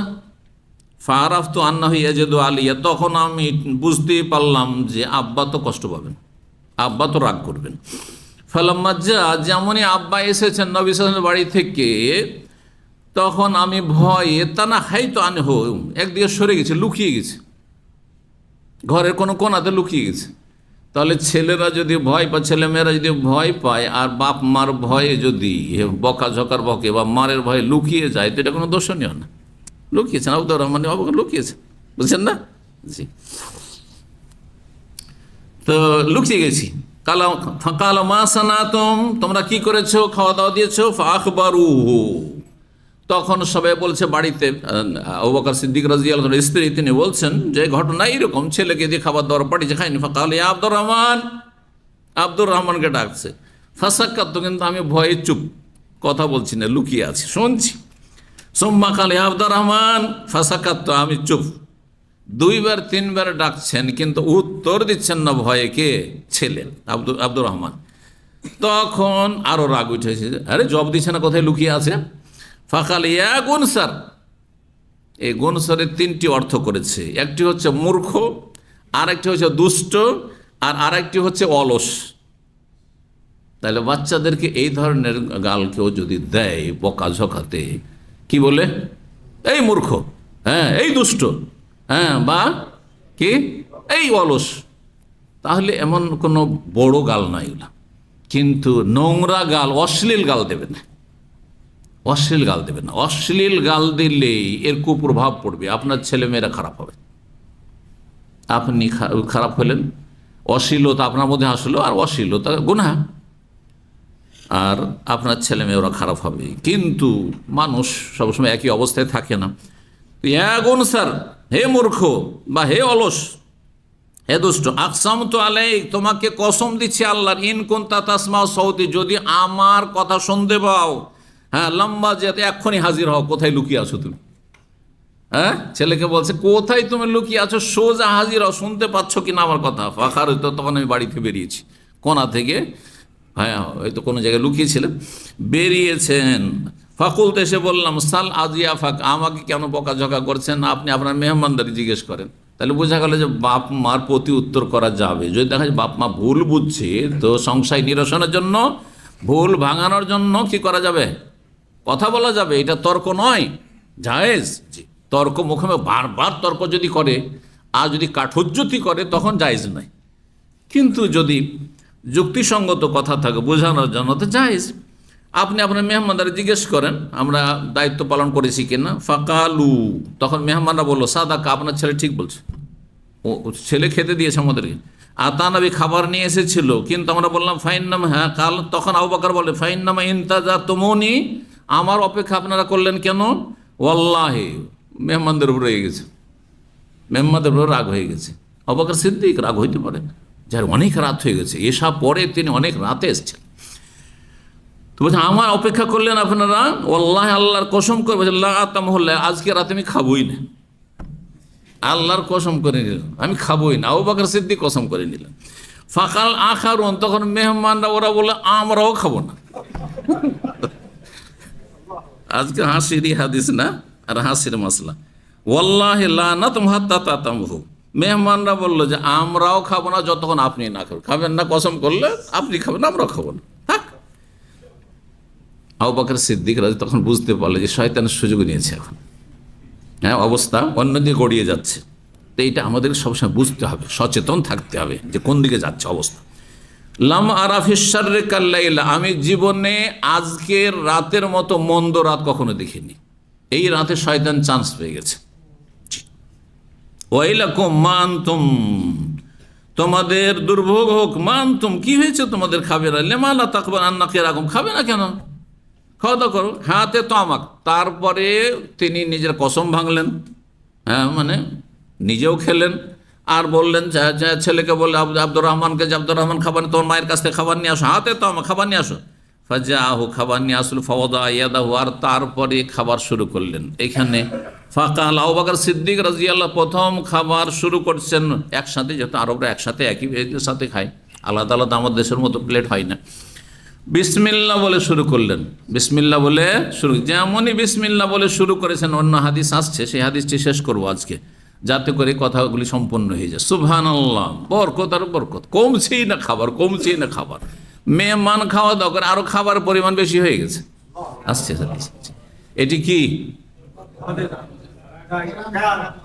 মুজিজা নবীর, আবু বকর নবী নাকি কেরামত? এইটি হচ্ছে তাহলে আল্লাহর নেক বান্দা ওলি আউলিয়াদের কেরামত সত্য, কিন্তু ওলি সত্যি ওলি হইতে হবে। আবু বকর সিদ্দিক আল্লাহর ওলি, এতে কোনো সন্দেহ নেই, ঠিক না? কিন্তু শিরক বিদআতের ধর্মকর্ম শিখাবে পীর, আর অন্ধ মুরিদ বানাবে, আর তার কেরামতি, এরা ওলি না। এরা কার ওলি? আউলিয়া ও শয়তান। কোরআনে কিন্তু এ দুটো ভাষা আছে, আউলিয়া ও রহমান আর আউলিয়া ও শয়তান, বোঝা গেছে না? হিজবুল্লাহ আর হিজবুল শয়তান, ওইরকম আউলিয়া ও রহমান, রহমানের যারা ওলি তাদের কেরামত সত্য। আর রহমানের ওলি হওয়ার জন্য আলা ইন্না আউলিয়া আল্লাহ লা খাউফুন আলাইহিম ওয়া লা হুম আল্লাযিনা আমানু ওয়া কানু ইয়াত্তাকুন, ঈমান এবং তাকওয়া। ঈমান, যাতে শিরক থাকবে না, মাজার পূজা থাকবে না, পীর পূজা থাকবে না, দরগা পূজা থাকবে না, দুর্গা পূজা থাকবে না, বিদআত থাকবে না। ওয়া কানু ইয়াত্তাকুন, এবং তারা হারাম নাজায়েজ থেকে বাঁচত, ফরজ তরকারি হইতো না। অনেক পীর আছে তারা বললে যে ফরজ নামাজ মাফ তাদের, তারপর আল্লাহর ওলি না শয়তানের ওলি? শয়তানের ওলি। কোন নবীর নামাজ মাফ হয়েছে তাহলে? এই জন্য ওলিদের কেরামত সত্য, কিন্তু কার ওলি? সত্যি আল্লাহর ওলি হইতে হবে। আর এই যে কেরামতির ছড়াছড়ি, অথচ এরা পাক্কা সব বিদাতি, এদের কোনো কেরামতি নাই। এরা বিভিন্ন রকমের তদবির করে, জিন বশে করে, আর না হলে মন্ত্রতন্ত্র করে, জাদুটোনা করে, আর অসাধারণ কিছু দেখায়। তো জাদুঘর তো আসামের জাদুঘরও তো দেখায় অলৌকিকত্ব, তো সেগুলো কি বল কেরামতি নাকি? না, সেগুলো জাদু। জি। বিসমিল্লাহ বলে খাবার শুরু করলেন, আর বললেন আল উল আলী শয়তান, আগে যেটা ঘটেছে আমি বললাম খাবো না, মেহমান বলো খাবো না, আর এসব যে রাগটাগ করলাম এগুলো শয়তানের পক্ষ থেকে হয়েছে। তাহলে যখনই আপনি বুঝতে পারবেন যে কাজটা ভুল হচ্ছে, সাথে সাথে আপনি ফিরে আসবেন এবং শয়তানকে সুযোগ দেবেন না। ফাকালা, নিজেও খেলেন, আবু বকর ওয়াকালু, আর মেহমানরাও খেলো। 88 নম্বর অধ্যায় বলছে বাবু কৌলিদ দাইফিল সাহেব। এই অধ্যায় হচ্ছে মেহমান যদি বাড়িওয়ালাকে বলে, মেজবানকে, ওয়াল্লাহি আল্লাহর কসম করে বলছে লা আকুল হাত্তা তাকুল, আপনি না খেলে আমরাও খাবো না, বলা জায়েজ। ধরেন মেহমান এসছে আর বলছে খাওয়া দাওয়া করেন, খাবার দাবার দিয়ে দিয়েছেন আর বসেন খাওয়া দাওয়া করেন, বলছে আপনি না খেলে আমরা খাবো না। হ্যাঁ, তাইলে হয় সামান্য হলে একটু খান, আর না হলে ভালো করে ওদেরকে বুঝান যে আমি এক্ষুনি খাওয়া দাওয়া সেরে নিয়েছি, আমার এখন খেলে ক্ষতি হবে, এর খেতে পারছি না। আর এক লোকমা খেয়েই নিলেন, তাতে কোনো অসুবিধা নেই, হ্যাঁ, শরীক হয়ে গেলেন। এই মর্মে আবু জুহাইফা থেকে হাদিস বর্ণিত হয়েছে। এছাড়াও হাদিস রয়েছে এখানে, তারপরের হাদিস 6141 নম্বর হাদিস বলছেন আবু উসমান নাহদি, তিনি বলছেন কাল আব্দুর রহমান আবু বকর। আগের ঘটনাটাই একটু লম্বা করে আছে, অন্য কিছু অতিরিক্ত কথা রয়েছে। আব্দুর রহমান আবু বকর বলেন যে আবু বকর সিদ্দিক রাদিয়াল্লাহু তাআলা আনহু কয়েকজন মেহমান অথবা একজন মেহমান, বর্ণনাকারী সন্দেহ, নিয়ে আসলেন ফামসা, সন্ধ্যাবেলা নবী সাল্লাল্লাহু আলাইহি ওয়াসাল্লামের কাছ থেকে, আর তারপরে চলে গেলেন নবী সাল্লাল্লাহু আলাইহি ওয়াসাল্লামের কাছে। ফামসা ইনদান নবী সাল্লাল্লাহু আলাইহি ওয়াসাল্লামের কাছে চলে গেলেন, মেহমান বাড়িতে রেখে দিয়ে আর তারপরে চলে গেলেন। ফালাম্মা যা, যখন ফিরে আসলেন, কালাত উম্মি, তখন আমার আম্মা বললেন, কাকে? স্বামীকে, আবু বকরকে, ইহতাবাসতা আন দাইফিকা ওয়া দিয়াফিকা, আপনার মেহমান থেকে আপনি কোথায় এতক্ষণ বিলম্ব করলেন? কালা, তখন আবু বকর বললেন আওয়ামা আশাইতিহিম, হ্যাঁ, তাদেরকে এখনো রাতের খাবার দাওনি, সন্ধ্যাবেলার খাবার খাওয়াওনি? ফাকালাত, তখন আবু বকর সিদ্দিক রাদিয়াল্লাহু স্ত্রী বললেন আরাজনা আলী, খাবার পেশ করেছি, আও আলাইহিম ফাআবাউ, কিন্তু তারা অস্বীকার করেছে, মালিক না আসলে খাবো না, বাড়ির মালিক না আসলে খাবো না। ফাগাযিব আবু বকর সিদ্দিক রাদিয়াল্লাহু তাআলা রেগে গেলেন। তাহলে রাগ হইতে পারে, রাগ হবে না এই কথা নেই, রাগটা মানুষের স্বভাবগত বিষয়। এই স্বভাবের আল্লাহ সৃষ্টি করেছেন, কারো কম কারো বেশি, কারো তাড়াতাড়ি রাগ হয়, কারো আস্তে ধীরে হয়। আপনার একটা জিনিসের রাগ হয়েছে, ওতে আমার রাগ হয় না, পার্থক্য থাকতে পারে, কিন্তু রাগ প্রতিটি মানুষের আছে, রাগ প্রতি মানুষের আছে। সবচেয়ে ভালো রাগী মানুষকে দেখি, রাগী মানুষের কয়েকটা ভাগ আছে হাদিসে। সবচেয়ে ভালো রাগী মানুষ, তাড়াতাড়ি রাগ উঠে, ওইটা ভালো হলো, উল্টা কথা, হ্যাঁ, দেরিতে উঠে আর পরে তাড়াতাড়ি, রাখবে না, আর তারপরে রেগে গেলে, হ্যাঁ, রেগে গেলে তাড়াতাড়ি যদি পড়ে যায় তাহলে সবচেয়ে ভালো। কথা বুঝতে পারছেন না? সবচেয়ে খারাপ কে তাহলে? পড়বে দেরিতে, মাশাআল্লাহ, ঠিক। তাহলে কয় রকম হইতে পারে মানুষ? সারিউল ফাইয়ে সারিউল গজব, হ্যাঁ, বাতিউল ফাইয়ে বাতিউল গজব, সারিউল ফাই, হ্যাঁ, বাতিউল গজব, আর সারিউল গজব বাতিউল ফাই, 4 রকম। কথা বুঝতে পারছেন না? হাদিসের ভাষা বললাম 4 রকম। সময় স্বল্পতায় আর ব্যাখ্যা করছি না, 4 ভাগে ভাগ করা যেত মানুষকে। তো বলছেন যে হ্যাঁ, আবু বকর সিদ্দিক রাদিয়াল্লাহু তাআলা রাগান্বিত হলেন, ফাসাব্বা ওয়াজাদ্দা, আর তারপরে গালমন্দ করলেন। ওই জায়গা গাল, হ্যাঁ, ছেলেকে বকাঝকা করলেন, স্ত্রীকে বললেন বকাঝকা, ছেলেকে হয়তো বলতে পারো নি ইত্যাদি, বলেছি। ও হালাফা আল্লাহ, আর রাগে তিনি হলফ করে নিলেন, কসম করে নিলেন যে তিনি খাবেন না, আজকে খাবই না। ফাখতাবা তো আনা, এখন বলছেন আব্দুর রহমান যে আমি লুকিয়ে গিয়েছিলাম, ভয়ে আমি লুকিয়ে গিয়েছিলাম। তখন আবু বকর বলছে ইয়া গুনসুর, হে মূর্খ, বা হে দুষ্ট, হে অলস। ফাহালাফাতিল মারআতু, যখন আবু বকর সিদ্দিক রাদিয়াল্লাহু আনহু কসম করে যে আমি আজকে রাতে খাবোই না, কেন খাওয়ানি মেহমানকে, তখন স্ত্রী বলে আমিও আল্লাহর কসম, আমিও খাবো না। এখানে অতিরিক্ত আসলো না, আগেরটাতে নাই ওইটা। আগেরটাতে মেহমানরাও কসম করেছে, আর মেহমান হচ্ছে আমরাও খাবো না, তাহলে কসম করেন তার বলছে আমরা খাবো না, আপনি খাবেন না আমরা খাবো না। আর আবু বকর সিদ্দিক রাদিয়াল্লাহু আনহু কসম করেছেন। কিন্তু এখানে অতিরিক্ত কি জানতে পারলাম, যখন রাগ করে স্ত্রীকে বলছে তোমরা খাওয়ানি, আমি কসম করে বলছি খাবো না, তুমি খাবে না তো আমরা খাবো না, কসম করে বলছি। স্ত্রীও কসম করে নিয়েছে।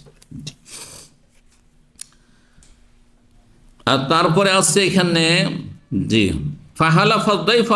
মেহমানরাও কসম করে নিয়েছে। তাহলে এখানে অতিরিক্ত জানতে পারলাম, আগেরটাতে ছিল না। কিন্তু মেহমান বলছে আপনার সবাই কসম, আমরাও কসম, সব কসম আর কসম। তা আরবদের মধ্যে প্রাচীন যুগ থেকে কসম চলে আসছে, তাহলে বেশি, তাই না?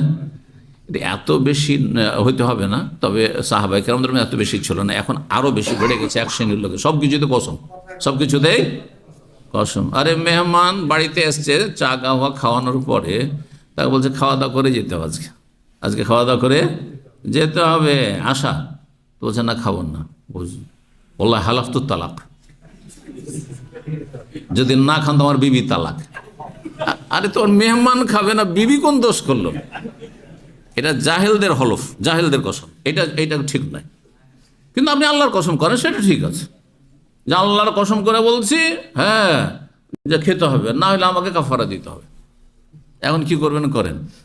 তো এইরকম হইলে হাদিসে রয়েছে এবারুল মুকসেম, কোনো ভাই যদি কেউ কসম করে নেয় তাহলে কসম থেকে তাকে উদ্ধার করেন, মানে কাফারা যেন না দিতে হয়, যে কসম যখন করে নেই তো খেয়ে নিন, বুঝতে পারছেন না? কিন্তু আপনি স্ত্রী তালাকের কেন কসম করবেন, এগুলো যে হালাত আছে। তো বলছেন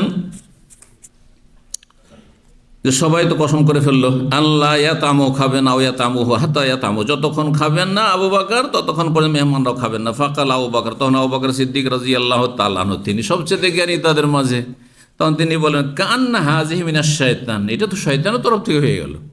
আমিও কসম করলাম, স্ত্রীও কসম করে নিল খাবো না, আর মেহমানও বলছে আল্লাহর কসম খাবো না, তো এই তো শয়তান সুযোগ পেয়ে গেল।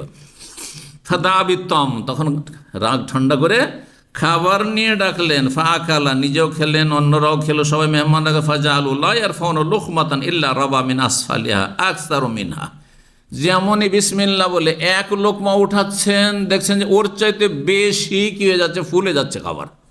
হ্যাঁ, খাবার বৃদ্ধি হচ্ছে, রাবা ইয়ারবু মানে বৃদ্ধি পাচ্ছে, রাবা ইয়ারবু মানে ফুলে যাওয়া, রাবা ইয়ারবু মানে বৃদ্ধি পাওয়া, খাবার আরো বেশি হয়ে যাচ্ছে। এই জন্য সুদকে রেবা বলা হয়। সুদকে কি বলা হয়? আহাল্লাল্লাহুল বাই'a ওয়া হাররামার রিবা, ইয়া আইয়ুহাল্লাযিনা আমানু লা তাকুলুর রিবা। কেন বলা হয়? বাহ্যিক সুদে বাড়লো, হ্যাঁ, বাহ্যিক বাড়লো সেজন্য, কিন্তু আসলে সুদে সত্যিকার অর্থে বাড়ে না।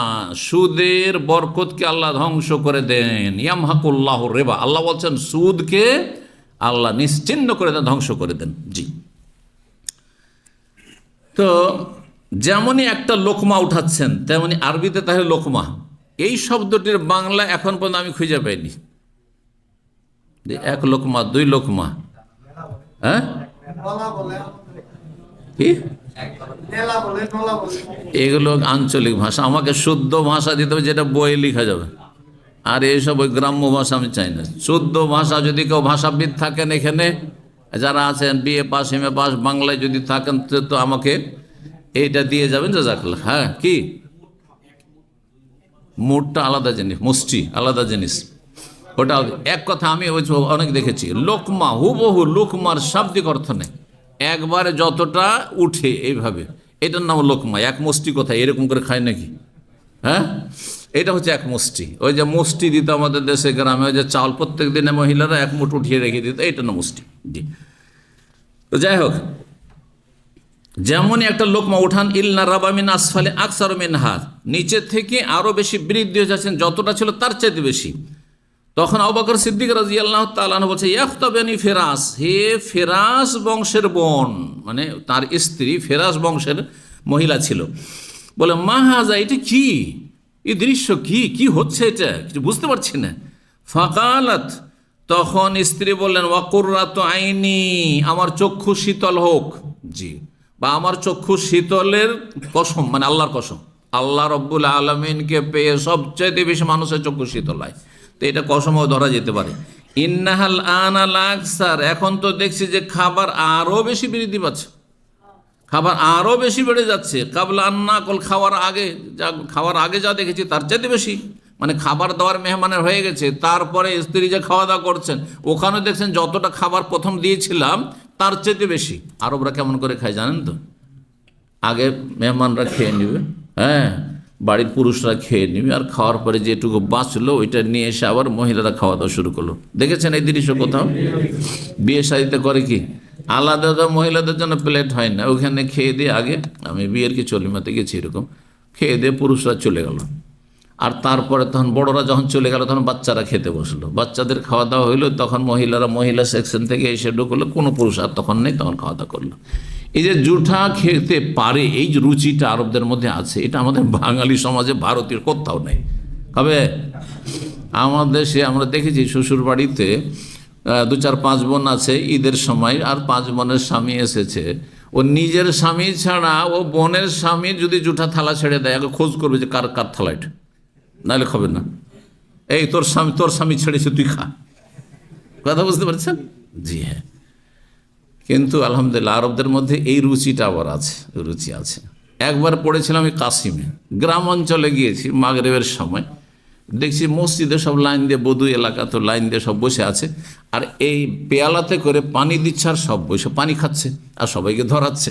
ও সবাই একের পরে এক পানি একটু খেয়ে নিল, চুষে খেয়ে নিল, তারপর আবার দিচ্ছে পানি, সবাই খাচ্ছে। চিন্তা করলাম অনেক আগে তো না করব, কেমন অভদ্রতা যেন লাগছে, আমিও খেয়ে ফেললাম তার সাথে, বুঝতে পারছেন না? কিন্তু আমাদের খাবেন এক গ্লাসে পানি, আর এইগুলো খেতে চান না, এই যে রেখেছি এটা আর কেউ খাবেন না। হ্যাঁ, হয়তো ব্যতিক্রম যদি আন, কিন্তু এখানে যদি একটা পড়ে থাকে, সামান্য একটু খেয়েছে আর বাকি বোতল আছে, খাবেন? আমার খাওয়ার লোক খুঁজে পাওয়া যাবে না। চিন্তা করেন আপনি, গ্লাসে অর্ধেক পানি আছে, অর্ধেকটা খেয়েছে, কোনো বাচ্চা খেয়েছে, খাবেন? ফেলে দিচ্ছেন আপনি? না, খেয়ে নেবেন সেটা। জি, তো বলছেন যে আমাদের খাওয়ার আগে যা ছিল তার চেয়ে তো বেশি দেখছি। ফাঁকালু, তারপর সবাই খাওয়া দাওয়া সালেন, বাসা বিহাইলান নবী, খাবার দাবার যখন বেঁচে গেল নবী সাল্লাল্লাহু কাছে পাঠিয়ে দিলেন। ফাজাকারা, আর তারপরে বর্ণনাকারী উল্লেখ করেছেন আন্নাহু আকালা মিনহা, সেই খাবার থেকে নবী সাল্লাল্লাহু নিজেও খেয়েছেন। জি, এই ছিল খাবারের বরকত আর কেরামত আর আবু বকর সিদ্দিক রাদিয়াল্লাহু মেহমানের ঘটনা। এখানে আজকের আলোচনা শেষ করছি। জাযাকুমুল্লাহ খাইর। সুবহান রাব্বিকা রাব্বিল ইজ্জাতি আম্মা ইয়াসিফুন ওয়া সালামুল মুরসালিন ওয়ালহামদুলিল্লাহি রাব্বিল আলামিন।